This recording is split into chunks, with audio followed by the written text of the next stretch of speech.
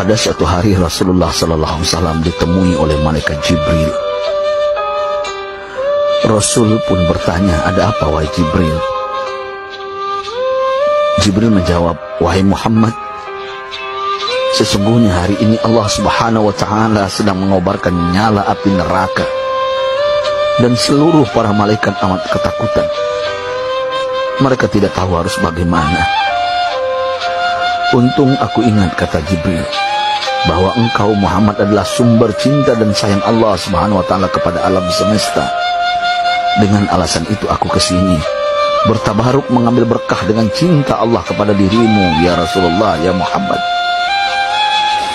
Rasulullah terdiam beberapa saat, kemudian bertanya lagi, "Wahai Jibril, ceritakan padaku bagaimana neraka itu sesungguhnya." Jibril menjawab, "Wahai Muhammad, neraka itu bagaikan lubang-lubang yang terdiri dari 7 tingkat. Jarak antara satu lubang dengan yang lain ialah perjalanan 70 tahun. Lubang paling bawah adalah lubang yang paling panas." Nabi SAW meneruskan pertanyaannya, "Lalu siapakah penghuni lubang-lubang neraka itu, wahai Jibril? Sampaikan kepadaku, Jibril." Jibril menjawab, "Lubang yang paling bawah diciptakan untuk orang-orang munafik. Lubang yang berikutnya untuk penyembah berhala, lalu untuk penyembah bintang dan matahari." Jibril terus menerangkan penghuni tingkatan neraka hingga lubang yang kelima, tempat umat Yahudi, dan yang keenam dihuni oleh umat Nasrani. Setelah menjelaskan penghuni 6 tingkatan neraka, Jibril diam cukup lama. Rasulullah SAW penasaran dan bertanya kepada Jibril, "Wahai Jibril, siapakah penghuni neraka yang ke-7?" Jibril diam saja tidak menjawab. Rasulullah SAW mengulangi pertanyaannya, tapi Jibril tetap diam. Rasulullah tambah penasaran dan mendesak Jibril agar dijawab pertanyaannya. Akhirnya Jibril pun berkata, "Umatmu, wahai Muhammad, mereka itu para pelaku dosa besar di kalangan umatmu, yang dimana sampai mereka mati belum sempat bertaubat." Mendengar jawaban Jibril, Rasulullah langsung jatuh pingsan. Jibril merangkulnya dan meletakkan tubuh baginda di atas pangkuannya. Tak berapa lama Rasulullah SAW sadar dan langsung menangis bersimbah air mata dengan terisak-isak. Rasulullah mempertegas pertanyaannya, "Wahai Jibril, apakah benar ada di antara umatku yang masuk neraka?" Jibril menjawab, "Benar, wahai Muhammad, pelaku dosa besar di antara umatmu yang belum bertaubat." Setelah itu Rasulullah menghadap kiblat dan sujud kepada Allah dalam isak tangisnya. Sesekali dengan suara pelan beliau membisikkan kata-kata, "Ummati ya Rabb, ummati, ummati, ummati."